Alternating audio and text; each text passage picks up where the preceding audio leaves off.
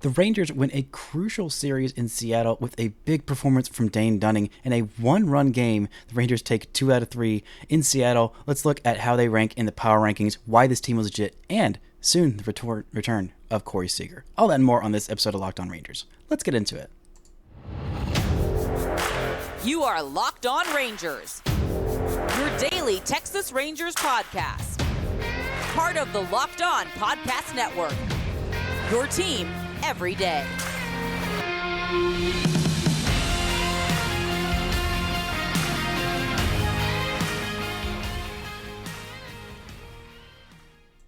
You are locked onto the Texas Rangers. I'm Bryce Patrick, a cripplingly addicted Texas Rangers fan since 2010, the founder and host for all 5 seasons of this Locked On Rangers podcast. Thank you all so much for making Locked On Rangers your first listen every single day. Shout out to the everydayers. If you're not already, you can follow me on Twitter at Bryce Patrick. You can follow the show at Locked On Rangers. Subscribe on YouTube, where the best way you can help grow the show is to comment nearly any single thing below. Today is Thursday, May 11th. Your Rangers are 22-14, still alone atop the AL West with a 3-game lead on the second place Angels, because the Mariners are all the way down there at 4 after the Rangers took 2 out of 3 in Seattle. A huge series when we're going to talk about that, the return of Corey Seager, and an updated Locked On MLB power rankings, as well as which Rangers deserve to be All-Stars. We got a busy show in today. Before we get to all of that, download the Game Time app, create an account, and use code LOCKEDONMLB for $20 off your first purchase. Last-minute tickets, lowest price guaranteed. The Rangers win 2 one-run games in Seattle, take the series win, and this one was just fantastic. The Rangers throw their 4, 5, and 6 starters in this series against the best of the best, I would say, the 3 best Mariners starters, including the Rangers throwing out their number 6 starter in their rotation. Dane Dunning was not in the opening day rotation. He was in the bullpen. He comes in. This is his second spot start of the season with Jacob deGrom on the IL. He outduels Luis Castillo, one of the best pitchers in the American League, and the Rangers get a 1-run win, trusting their bullpen twice in this series. The bullpen came up huge twice in this series. It was just a massive performance. I talked about this on, I believe, Monday's show, but last season, about how bad the Rangers were in one-run games, and how even though the bullpen has had some shaky performances, for the most part, I trust the 3 guys who the Rangers are throwing out there in the high leverage situations. That's Brock Burke, Jonathan Hernandez, and Will Smith, which were the trio of pitchers that pitched in this one in high leverage situations. But last year, the Rangers were 15-35 in one-run games. They were 5-14 against the Mariners in general, 2-7 in Seattle, and 1-9 in one-run games against Seattle. The Rangers are now 2-3 against Seattle. They are 2-0 in one-run games against the Mariners, and or 2-1 against the Mariners in general, and 2-1 in Seattle. This is just a huge series when the Rangers needed it desperately to continue the momentum of what they had against the Angels. I mean, that Friday night smackdown of the bullpen against Anaheim last week was frustrating, and a blowout loss to Arizona was also frustrating that week. But the Rangers are back on a tear. They head to Oakland, a happy plane flight after a just fantastic start from Dane Dunning, who deserves all the flowers in the world. I am so freaking happy for Dane Dunning. This was a masterful performance by him. 6 innings, 6 hits, 2 runs, both of which were earned. Actually, I don't know how both of those were earned. I'm pretty sure the first one scored on a throwing error. I actually know that the first one scored on a throwing error, so I don't think that should be an earned run. Just 1 walk and 5 strikeouts in those 6 innings. No home runs allowed. Just fantastic for Dane Dunning. This is exactly who Dane Dunning is. The reason that I got so frustrated with him last year, he was still a fine pitcher and the 3rd best pitcher in the Rangers rotation. Right now, he is the leading Baseball Reference WAR pitcher for the Rangers this year. But last year, I felt like he walked way too many guys. He didn't really have the command. He was striking more guys out than a guy who throws 90. should be getting, but he was also walking quite a few guys. This year, he's getting more soft contact. He is pitching more like who he is, and he is doing a great job of it. The cutter is, I don't believe he threw that all that much last year or in years past, but it has been a very, very effective pitch for him, especially in this one. He threw it 23 times more than any other pitch. He just did a really great job of getting that. He got 4 called strikes and 4 whiffs on that. That was the most of any pitch. He also had 4 whiffs on the slider, so getting some swing and miss when he needed it, but really, staying in the zone, getting guys to ground out weakly, just getting some soft contact after soft contact. This stuff is not going to blow you away, but he knows who he is, and he is pitching like it. Jonah Heim called a fantastic game for him and really let him just be himself and thrive. One of the things that Jonah Heim talked about was Dane Dunning getting his extension, getting out there and getting extended. He is 6'4", and in terms of his extension, which is a stat that StatCast is tracking, it's basically how far down the mound do you get, so how, close is the baseball to the hitter when you are releasing it. He is in the 85th percentile of extension. So, he is not throwing very hard, but it's looking a lot harder than it is, even though you're throwing, a 90-mile-an-hour four-seamer and a 89, or a fastball, I should say. I'm pretty sure it's a two-seamer. Sinker, and an 89-mile-an-hour cutter. It's coming on you a whole lot faster than it actually is. It looks like it. So it's very, very effective for him. He knows who he is, and he has just been so effective this year at missing barrels. He's in the top 12% of baseball of missing barrels. The walk rate is in the top quarter of baseball. That's exactly what you need to do. When you don't have Jacob deGrom level stuff, you cannot afford to walk guys, because sometimes you're going to get lit up. That happens to Andrew Heaney sometimes. When he's walking guys, that's when his performances get really problematic, because then the solo shots that occasionally Andrew Heaney will give up end up being 3-run shots, and that is much more painful to deal with than a solo shot. But I got to give all the props in the world to Dane Dunning, who didn't like it, was probably going to be relegated to AAA if Jacob Rizzi was healthy. That's probably what would have happened to Dane Dunning to start the season. He still would have been a starter down there, but it definitely wasn't what he was looking for. He ends up earning a role in as a long man, comes in and is very effective when he is in there as a long man. And now as a starter, he's been fantastic. He had 5 innings and just 1 run in his first start. 6 innings in this one, was very efficient and economical with his pitch count. He only threw, 71 pitches in this one to go 6 innings. I think he's still working out, bumping up that pitch count, because I think maybe he could have gone a little further. Maybe the Rangers were just saying, this is a high leverage situation, we're going to trust the high leverage guys in our bullpen. And Josh Sborz came in with a perfect inning of work. I like seeing him in higher leverage roles. I think that he can do well there. Brock Burke comes in, throws 2/3 of an inning, does give up an earned run. Jonathan Hernandez comes in there and gets a huge strikeout to end that threat in the 8th. And in comes Will Smith. No drama, perfect inning with 2 strikeouts, his 6th save of the season. The Rangers also got some timely offense from Marcus Semien, who continues to mash on the road. I mean, the guy has just been a road machine. The difference between his home and away splits are still pretty dramatic this year. 18 games in each, at home and on the road. Only 1 home run at home. That was in, I believe, the 2nd game of the season. And 5 home runs on the road. He got his 6th home run of the season. An OPS of 1,013 on the road and 677 at home. Not quite as dramatic as last year, but still fairly dramatic. But he continues to come up huge. He is the Rangers' WAR leader at this point. And when we talk about guys who deserve to be all-stars, I'll get a little bit more into him later on in the show in that 3rd segment. But this is a legitimate team. This is a win the Rangers needed. They are undefeated in series against the American League West, and they are doing it in different ways. They are doing it in close games. They are doing it by blowing out the Angels. They're doing it by having a comeback 1-run win on the Monday game. That was probably their best win of the season. And this is just a different team. This is a team that you can believe in, and a team that's getting Corey Seager back relatively soon. He got some news on that. He is going to start his rehab in Frisco tonight, Thursday. I think he's going to play tonight. I know he is at least in Frisco. I know that the plan is to DH him on Friday. I'm assuming if he's playing Thursday night that he is going to DH then as well. He's going to play the field for 7 innings on Saturday, and then they will reevaluate him at that point.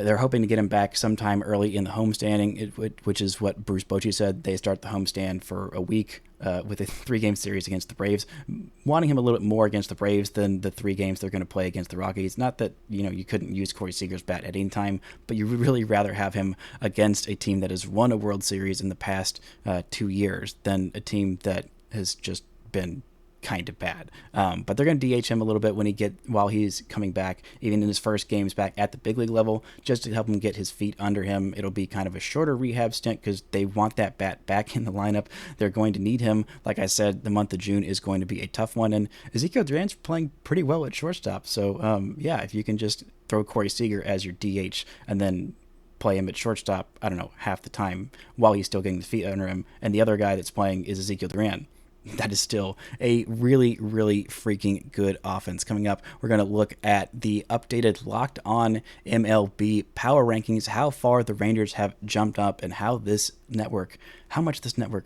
truly respects what the Rangers have done so far. But first, this episode is brought to you by Game Time. Game Time is a new app, a fantastic app that is helping you. Actually, not a new app. I think it's been around for a while, but there's a new sponsor on this show in the last couple months, and they are a fantastic sponsor. They are a great way, the best way, actually, to buy last-minute tickets. You can forget all the hassle of trying to plan out things in advance.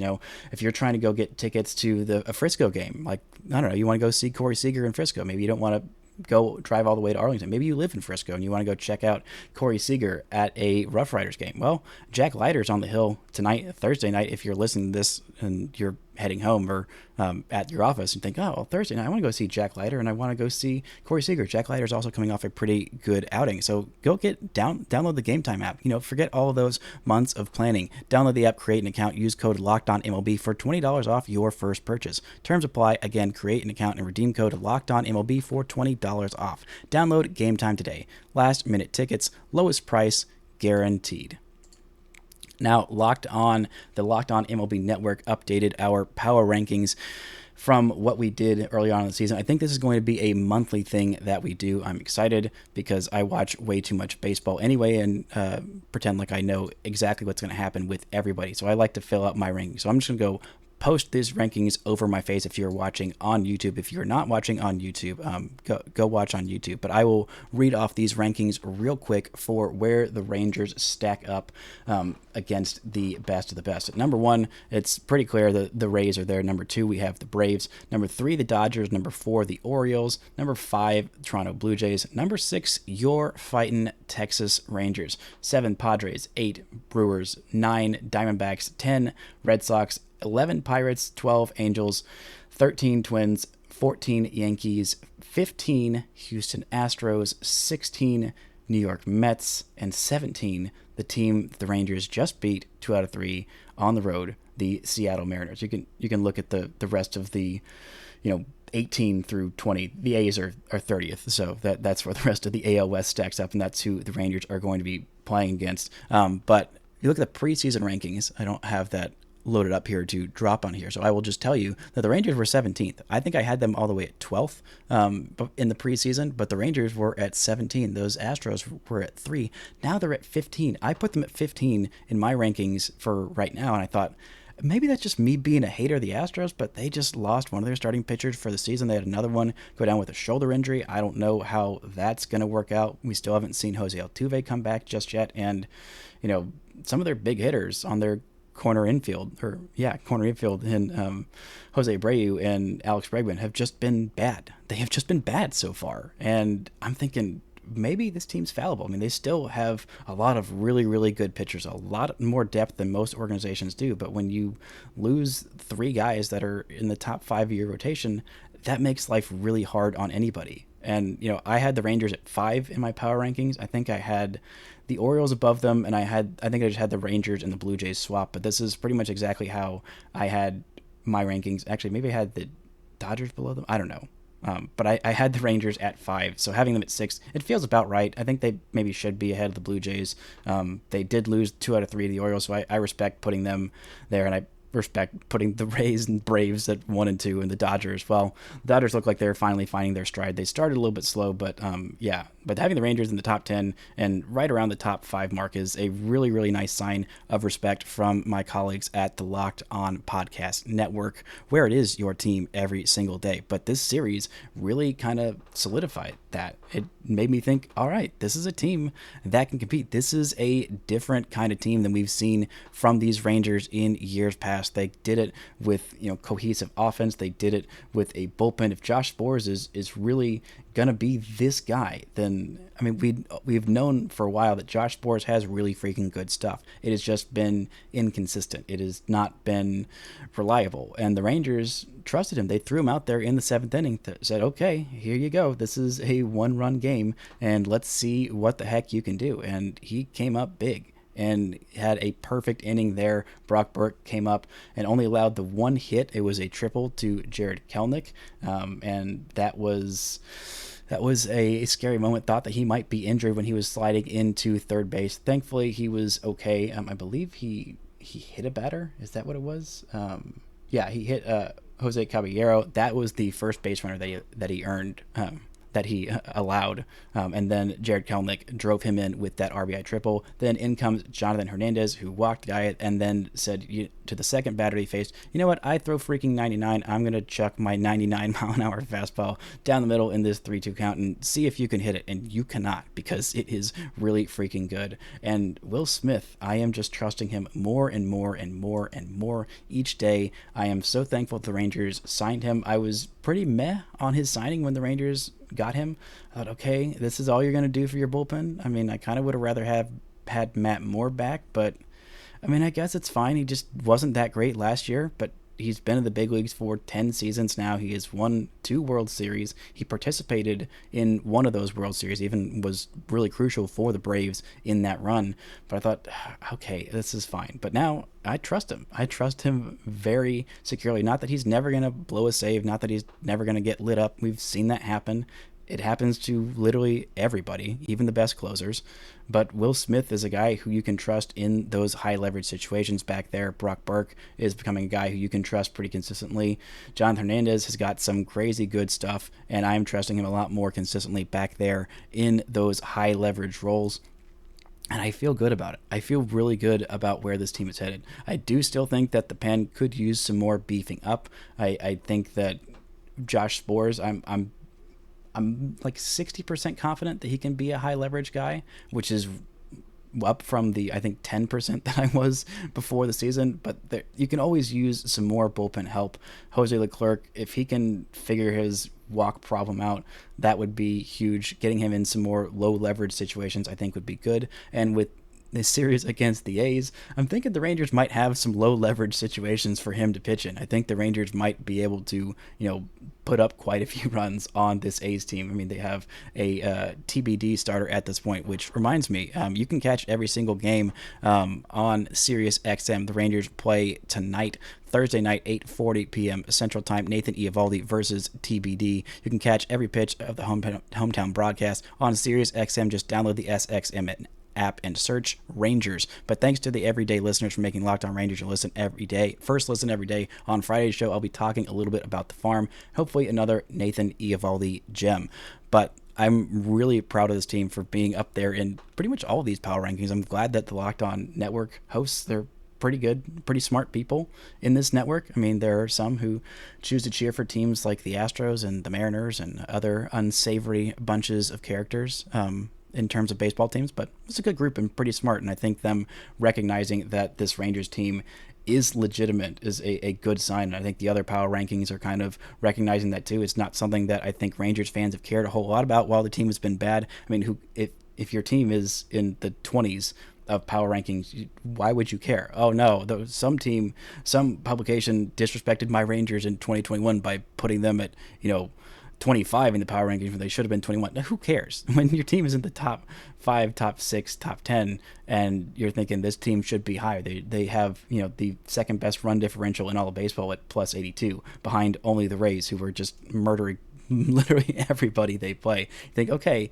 maybe this team deserves a bit more respect. I don't think that the Rangers are going to catch the Rays at plus 115 run differential unless they if the Rays lose their weekend series and the Rangers outscore the Oakland A's by like 30 runs in this series, which is honestly a possibility. I mean, the A's are at minus 142 run differential. I think overall the AL West is about like a plus 6 or whatever in terms of overall run differential.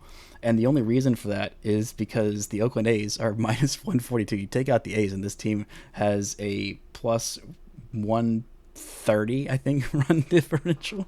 That is just kind of how bad the A's are. But again, like I talked about the last time the Rangers headed into a weekend series against the A's, this team cannot afford to be complacent against these Oakland A's. They are a bad team. They are a very bad team in a bad way.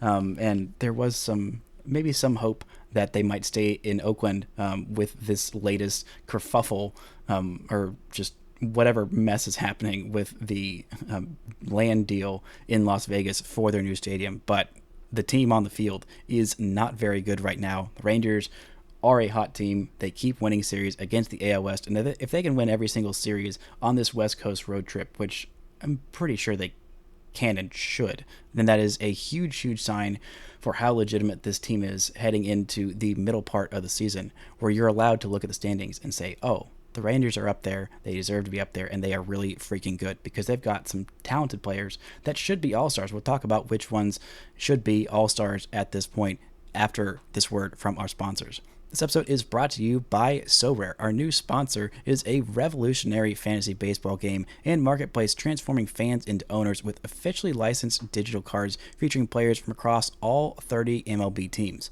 Unlike other fantasy baseball platforms, Sorare managers truly own their fantasy experience, collecting, buying, selling, and competing with player cards against global opponents to win epic rewards. Win or lose, you still own your cards, and there is no cost to play. Plus, the more you win, the more you advance, collecting increasingly powerful cards and accessing next-level competitions and rewards. Sorare recently partnered with MLB All-Stars Juan Soto and Julio Rodriguez to serve as brand ambassadors, and both are featured in Sorare's current brand campaign and will engage with the Sorare community throughout the season at MLB events. Head to Sorare.com/lockedon. That's spelled SORARE.com to draft your team of free player cards, set your lineup, and start competing today to win epic rewards. Again, that's Sorare.com/lockedon to start playing today. Shout out to the Everydayers. Thank y'all so much for making Locked On Rangers your first listen every single day. On Monday's show, we'll be talking about this weekend series. Hopefully, the return of Corey Seager for that Monday series against the Braves. That is going to be a crucial one for your Texas Rangers. The Rangers take on the A's at 8:40 Central Time on Friday. Martin Perez versus Ken Waldichuk, a battle of the Southpaws. You can catch every pitch with the hometown broadcast on Sirius XM. Just download the SXM app and search Rangers. Now, which Rangers deserve to be all-stars? They have a lot of really good players at this point, and it's been a while since the Rangers have had a lot of all-stars on a team. It's really just been one or two, or just one, because they have not been a very good team in years past. And now the Rangers have a lot of good players that I think are deserving of being all-stars. And I think that I want to start with pitching. I think the first name is obviously that comes to mind is Jonah Heim. We'll get to him in just a second, but I wanted to start with pitching because I think the Rangers could have two pitching all-stars for the first time in maybe forever. I think 2011 they had, I think Neftali Feliz was an all-star that year, and I know CJ Wilson was, but having two starting pitchers as all-stars is a rare feat, but I think the Rangers could do it, and I think they should do it. Nathan Eovaldi right now is second or third in Fangraph's war among American League starting pitchers. He is behind only Kevin Gausman of Toronto and Garrett Cole of the Yankees. He has been fantastic for the Rangers. His last two starts, he has combined for 17 shutout innings in big moments, big wins. One of those games was against the Yankees. One of those games was against the Angels, both of whom have lineups that are pretty good. The Yankees right now are pretty hurt, and that lineup that he faced wasn't, the most all-powerful Yankees lineup, but still, complete game shutout in this day and age is a rare thing, and he did it, and then followed it up with 8 innings of shutout baseball a week later. That's fantastic. He has been very consistent for the Rangers, even in the games where he has gotten lit up. He is able to, do enough to kind of for the most part keep his Rangers in it. I think that the only game where the Rangers were really out of it was that random blowout game against the Kansas City Royals in the series finale at home. that's really the only bad game he's had. Outside of that, he's been fairly consistent. He's done a pretty good job of keeping the ball in the ballpark and not walking anybody. That is what he does very, very well. Only 1.41 strike or walks per nine. 8.87 Ks per nine. I think that is going to continue to go up. His ERA is at 3.22 on the season, 1.7 WAR according to Fangraphs. The guy has been dominant, and I think that Jacob deGrom also deserves to be an All-Star. When you lower the innings threshold down to 30 innings, he is still 7th in Fangraphs WAR at 1.4. Yeah, even though he's only pitched 6 games and 30 innings, he is still incredibly good. 13.35 strikeouts per nine, 1.19 walks per nine. Absolutely insane. And an expected ERA of 187, an actual ERA of 267. Jacob deGrom is the best pitcher in baseball when he is healthy. He is incredibly good. He deserves to be an All-Star. We'll see when he comes back. Again, we just got the update this week. That'll be probably 2 or 3 more weeks. He might not end up getting the votes because he won't have the innings, but he is still an all-star caliber starting pitcher, and if he was healthy, he would be a no doubt selection and probably the leader in all-star vote getting. Actually, I don't know, he's not a Yankee, so Garrett Cole is probably going to end up being the leading vote getter, but still, both those guys, Nathan Eovaldi and Jacob deGrom, deserve to be all-stars. 2 starting pitchers that are all-stars on the same Texas Rangers squad. What a freaking year. What a world we live in that the Rangers have 2 all-star caliber starting pitchers, and the rest of the guys in the rotation are also pretty freaking good. Dane Dunning is your 6th starter, and we've talked about how good he is. That is a real sign of this team being legitimate contenders. Now, let's look at the hitters. I want to start with, of course, Jonah Heim, everyone's favorite switch hitting catcher in the American League, unless you are a Baltimore Orioles fan. Shout out to Adley Rutschman, a very good catcher. But Jonah Heim is 0.7 WAR better than him, according to Fangraphs, in 6 fewer games. He has more home runs than Adley Rutschman. He does have a 9% lower walk rate because Adley is walking 18% of the time, which is just kind of crazy. But Jonah Heim is beating him in batting average at 318, beating him in slugging at 555, 1.7 WAR to just 1.0 WAR for Adley Rutschman. Jonah Heim has been the best catcher in the American League, and it is not particularly close. Adley Rutschman has been very, very good, and Jonah Heim has been the 2nd best catcher in all of baseball behind just Sean Murphy, who has been absolutely incredible for Atlanta. He's got 2.3 WAR on the season and 9 home runs. It's just absolutely crazy that Oakland had both of these guys in their system, and then they also have another guy in Shea Langeliers who's also pretty freaking good in their system playing catcher, or I guess at their big league level. I just kind of referred to their big league team as a farm system because, they're kind of playing like a AAA team in terms of their quality. But Jonah Heim has been the 2nd best catcher in all of baseball. He's been the best catcher in the American League. He should be starting the All-Star game. He should not just be an All-Star. He should be starting the All-Star game because that's how freaking good he is. You're looking at other hitters. The Rangers have to start with go next to Marcus Semien, who has been incredible. He is the leader in WAR for 2nd baseman in all of baseball, according to Fangraphs. 1.9 WAR according to Fangraphs and 2.3 WAR according to Baseball Reference. The guy is hitting 290 on the season, 377 slugging, 476, and 853 OPS, 9 doubles, 6 home runs, 5 stolen bases, and the walk rate is what I really want to point to. He is walking at a very, very good rate this year, 12.5%, which, if I'm honest, when the Rangers moved him into the leadoff role when they signed him, I thought, okay,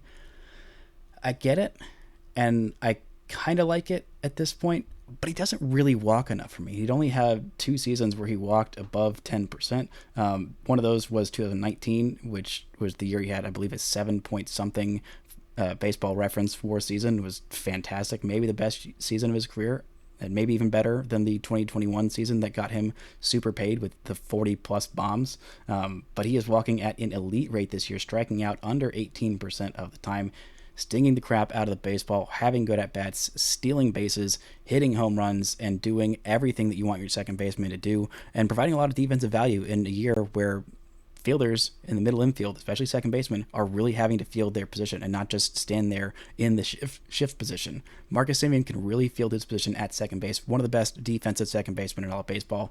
One of the best offensive second basemen in all of baseball, and he has been huge in keeping the Rangers afloat and winning while Corey Seager has been on the IL.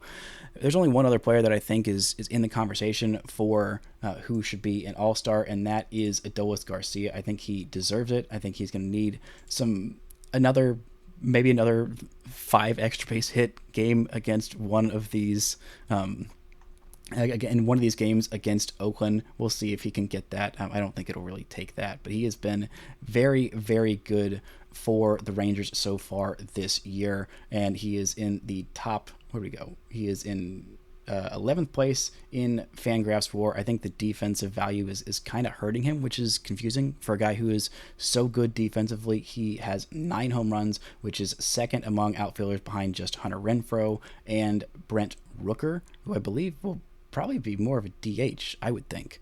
I don't know, one of him or Yordan Alvarez. I think both those guys should be starting the All-Star game, and one of those guys should be a DH, and one should be in the outfield. But I think Adolis Garcia is definitely up there with a good couple of weeks, with a good, I guess, month, because it'll be the month of June when things, I guess, maybe a couple months that we've got left of all-star voting. I don't think it's actually even opened up yet, but I wanted to take a look early. I think Adolis Garcia, who has been an all-star before, deserves to be an all-star. He is a stud hitting cleanup for the Rangers. I wanted to put Josh Jung on this list, and he did have a pretty good game, some pretty good at-bats against Luis Castillo, but his competition is Jose Ramirez and Rafael Devers and, Matt Chapman, who's been one of the best players in all of baseball this year. I don't think that Josh Jung is going to make an all-star team this year. Not that he is an all-star caliber. It's just there's a lot of good third basemen in the American League, but I think the Rangers could have as many as 5 all-stars, which would be just absolutely incredible. And if Corey Seager comes back and he starts mashing, then he is right back there on that list among the best shortstops in all of baseball. I don't think he's going to start over Wander Franco, but he could definitely get himself a nod and earn what I believe would be his 5th All-Star appearance. That's going to do it for this episode. Thank you all so much for making Locked On Rangers your first listen every day. Like I said, I'll be back tomorrow to talk a little bit about the farm and hopefully another Nathan Eovaldi gem. Thank you all so much for listening and subscribing, and until next time, don't forget to enjoy first place Texas Rangers baseball.